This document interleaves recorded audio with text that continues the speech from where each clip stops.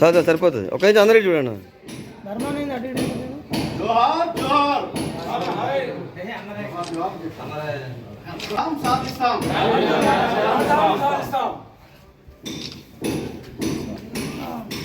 अमर है राजीव गांधी, अमर है राजीव गांधी, अमर है राजीव गांधी, राजीव गांधी आशयाలను సాధిస్తాం, రాజీవ్ గాంధీ ఆశయాలను సాధిస్తాం.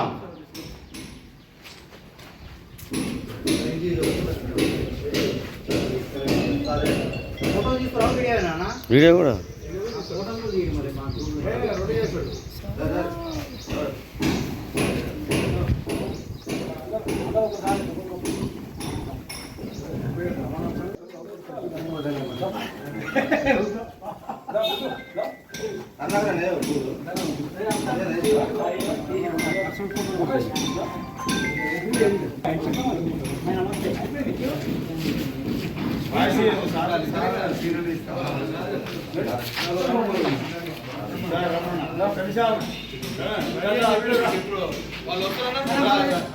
अमर है राजीव गांधी, अमर है राजीव गांधी, अमर है साधिस्ताम साधिस्ताम, साधिस्ताम साधिस्ताम. ఈరోజు స్వర్గీయ భారతదేశ మాజీ ప్రధాని రాజీవ్ గాంధీ 81వ జయంతి సూర్యాపేటలో రమేష్ రెడ్డి గారి ఆధ్వర్యంలో జరుపుకుంటున్నాం. కాంగ్రెస్ పార్టీ అంటే ఒక చరిత్ర. నెహ్రూ మొదలుకొని రాజీవ్ గాంధీ ఇప్పుడు కాంగ్రెస్ పార్టీ అధ్యక్షుడు, parliament opposition leader Rahul Gandhi వరకు ఒక చరిత్ర. నెహ్రూ కాలంలోనే ఫస్ట్ రాగానే ఈ దేశానికి ప్రాజెక్టులు అవసరమైన ఉద్దేశంతో రాజీవ్ గాంధీ మెయిన్గా ప్రాజెక్టుల మీద ఇవాళ శ్రీశైలం ప్రాజెక్టు కావచ్చు, బాక్రానంగల్ ప్రాజెక్టు కావచ్చు, నాగార్జున సాగర్ ప్రాజెక్టు కావచ్చు, హీరాకుడ్ ప్రాజెక్టు కావచ్చు, ఇవన్నీ దేశంలో ప్రాజెక్టులన్నీ నెహ్రూ కాలంలో. ఆ తర్వాత ఎడ్యుకేషన్ మీద ఐఐటి కానీ ఐఐఎం కానీ ఇవన్నీ కూడా నెహ్రూ కాలంలో వచ్చినాయి. తర్వాత ఒక ఇందిరాగాంధీ కాలంలో బ్యాంక్స్ అన్నీ ఒక పేదల కోసం నేషనల్ బ్యాంక్స్ అన్ని జాతీయం చేయబడింది.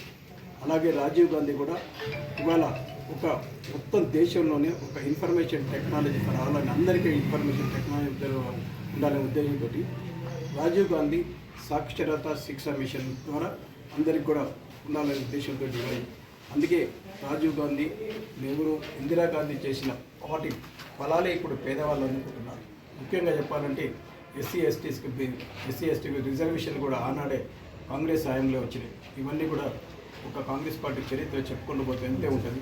అలాగే రాజీవ్ గాంధీ ఇవాళ దేశం కోసం తల్లి తనయులు బలిదానం ఇచ్చిన చరిత్ర కాంగ్రెస్కే ఉంటుంది.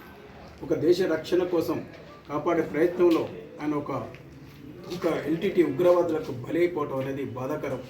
ఆయన అడుగుజాడల్ని ఇప్పుడు కూడా రేవంత్ రెడ్డి గారు కూడా ఇవాళ యువతకు కానీ ఇవాళ మంచి ఇవాళ పరిపాలన కానీ రాజీవ్ గాంధీ ప్రోత్సాహంతో రాజీవ్ గాంధీ ఆశయాలకు అనుగుణంగా రేవంత్ రెడ్డి గారు ఇవాళ పేద ప్రజలకు కూడా బాగా సన్న బియ్యం లాంటివి ఇవాళ ఎడ్యుకేషన్ కూడా ఒక యంగ్ ఇండియా స్కూల్స్ కానీ ఇవాళ హాస్పిటల్స్ కానీ ఆయన అడుగుజాడల ప్రజా పరిపాలన ప్రజలకు అనుకూలంగా ఇవాళ సాగిస్తున్న సందేశం లేదు. ఇలాగే సాగాలని కాంగ్రెస్ పార్టీ రానున్న రోజుల్లో కూడా ప్రజలకు చేరువగా ఉండాలి, పేద ప్రజలకు అండగా ఉండాలని కోరుకుంటూ మరొకసారి రాజీవ్ గాంధీకి జోహార్లు అర్పిస్తున్నాను. ఈనాడు స్వర్గీయ మాజీ ప్రధాని రాజీవ్ గాంధీ గారి జయంతి 81వ జయంతి సందర్భంగా రమేష్ రెడ్డి గారి నివాసంలో ఏర్పాటు చేయనున్నది. దీనికి అతిథులుగా మా ముఖ్య నాయకులందరూ కూడా హాజరైనారు. రాజీవ్ గాంధీ గారు అయితేంది, వారి తల్లి ఇందిరాగాంధీ గారు అయితేంది, ఈ భారతదేశానికి వారి తండ్రి నెహ్రూ గారు అయితేంది, భారతదేశానికి ఎనలేని మర్చిపోలేనటువంటి సేవలు చేసినటువంటి వ్యక్తులుగా మిగిలిపోయినటువంటి వ్యక్తులు వాళ్ళు. రాజీవ్ గాంధీ ఎన్నో సంస్కరణలను, ఇందిరాగాంధీ అయితేంది, రాజీవ్ గాంధీ ఎన్నో సంస్కరణలు ప్రవేశపెట్టి ఇలా ఎస్సీ ఎస్టీ బీసీలు అయితేంది అలా ఈ స్థాయికి ఎదిగినట్టు ఈ భారతదేశంలో వాళ్ళే అని ఘనంగా చెప్పుకోవచ్చు.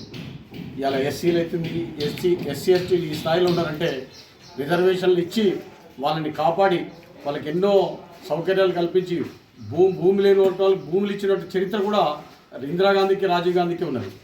మరి ఆనాడు రాజీవ్ గాంధీ గారు ప్రధానమంత్రిగా ఉన్నప్పుడు భారతదేశ అప్పు ఏదైతే ఉందో ఆనాడు ఎంత డెవలప్ చేశారు, ఎన్ని ప్రాజెక్టులు కట్టారు, ఈనాడు కట్టినటువంటి ఏంది భారతదేశంలో ఇది చేసినటువంటి ప్రధాని మోడీ తిరిగితేందుకు తప్ప ఈనాడు చేసినటువంటి సేవలు ఏం లేవు. రాజీవ్ గాంధీ గారిని మర్చిపోలేని రోజులు ఇవి. వాళ్ళని చిరస్మరణీయుడు రాజీవ్ గాంధీ గారు మన మధ్య ఉన్నట్టే. రాజీవ్ గాంధీ అయితే ఇందిరాగాంధీ ప్రజల మధ్యన నిలిచిపోయే వ్యక్తులు, వారు బలిదానం అయినటువంటి వ్యక్తులు, ప్రజల కోసం ప్రజాసేవ కొరకు ఈ దేశం కొరకు బలిదానం అయిపోయినటువంటి వ్యక్తులు కనుక వారిని మర్చిపోకుండా మనము ఎల్లప్పుడూ ఉంచుకోవాలని చెప్పి కోరుకుంటూ ఈ అవకాశం ఇచ్చిన వారికి ధన్యవాదాలు తెలియజేస్తున్నాను.